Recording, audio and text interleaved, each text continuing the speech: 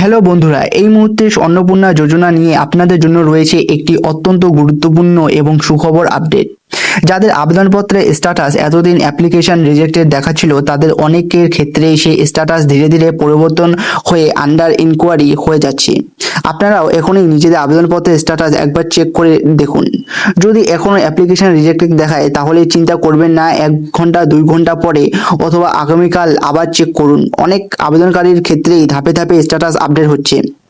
আপনাদের আবেদনপত্রে এখন কি স্ট্যাটাস দেখাচ্ছে অবশ্যই কমেন্টে লিখে জানান।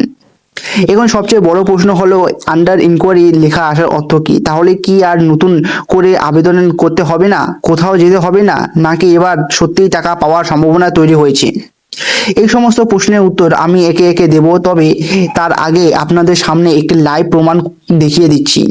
আপনারা স্ক্রিনে দেখতে পাচ্ছেন এটি আবেদনপত্রের সম্পূর্ণ তথ্য। এখানে application ID, head of family এর নাম, সাবমিশন ডেট এবং বেনিফিশিয়ারি স্ট্যাটাস ডিটেল সবকিছুই পরিষ্কারভাবে দেখা যাচ্ছে। লক্ষ্য করুন, কিছুক্ষণ আগেও এই আবেদনপত্রের স্ট্যাটাস ছিল অ্যাপ্লিকেশন রিজেক্টেড, কিন্তু এখন একই অ্যাপ্লিকেশন আইডি, একই পরিবারের নাম, একই সাবমিশন ডেট এবং একই বেনিফিশিয়ারি ডিটেলস থাকা সত্ত্বেও শুধুমাত্র স্ট্যাটাসটি পরিবর্তন হয়ে আন্ডার ইনকোয়ারি হয়ে গেছে। অর্থাৎ আবেদনপত্রটি একই রয়েছে, শুধু স্ট্যাটাস পরিবর্তন হয়েছে। শুধু এই একজন আবেদনকারীর ক্ষেত্রেই নয়, আরও বহু মহিলার আবেদনপত্রে একই ধরনের পরিবর্তন দেখা যাচ্ছে। যাদের আবেদন আগে রিজেক্টেড ছিল এখন ধীরে ধীরে আন্ডার ইনকোয়ারি দেখাচ্ছে। এটাকে নিঃসন্দেহে একটি ইতিবাচক আপডেট বলা যায়, কারণ শুরু থেকেই আমরা দেখেছি অনেক যোগ্য আবেদনকারীর আবেদন কোনো স্পষ্ট কারণ ছাড়াই রিজেক্ট হয়ে গিয়েছিল। আবার অনেকেই হয়তো অনিচ্ছাকৃতভাবে আবেদন করার সময় ছোটখাটো ভুল করেছিলেন, যার কারণে তাদের আবেদন বাতিল হয়েছে। তাহলে কি তারা আর টাকা পাবে না? এর উত্তর হলো, এখনো সেই সম্ভাবনা শেষ হয়ে যায়নি। আন্ডার ইনকোয়ারি স্ট্যাটাসের অর্থ হচ্ছে সংশ্লিষ্ট আবেদনটি আবার যাচাই বা পুনরায় তদন্ত করা হবে। প্রয়োজন হলে বাড়ি বাড়ি গিয়ে ভেরিফিকেশন করা হতে পারে। আবেদনপত্রে দেওয়া তথ্য এবং জমা দেওয়া নথিপত্র আবার নতুন করে পরীক্ষা করা হবে। যদি দেখা যায় যে সমস্ত তথ্য সঠিক রয়েছে এবং আবেদনকারী প্রকৃতপক্ষে যোগ্য, তাহলে আবেদনপত্রটি অনুমোদিত হওয়ার সম্ভাবনা রয়েছে এবং সেই আবেদনকারীরও আর্থিক সুবিধা পেতে পারেন। অন্যদিকে যদি আবেদনপত্রে কোনো ভুল বা তথ্যগত ত্রুটি পাওয়া যায়, তাহলে সেই ভুল সংশোধনের সুযোগও দেওয়া হতে পারে।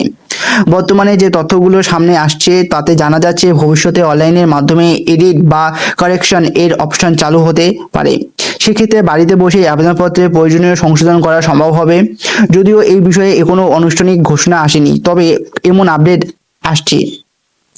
তাই এই মুহূর্তে সবচেয়ে গুরুত্বপূর্ণ বিষয় হলো ধৈর্য ধরে অপেক্ষা করা এবং নিয়মিত নিজের আবেদনপত্রের স্ট্যাটাস চেক করা।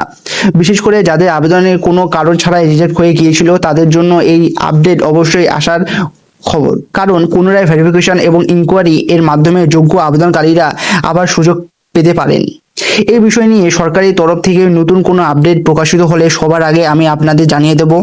তাই এখনই যদি আমাদের চ্যানেলটি সাবস্ক্রাইব না করে থাকেন তাহলে এখনই সাবস্ক্রাইব করে রাখুন।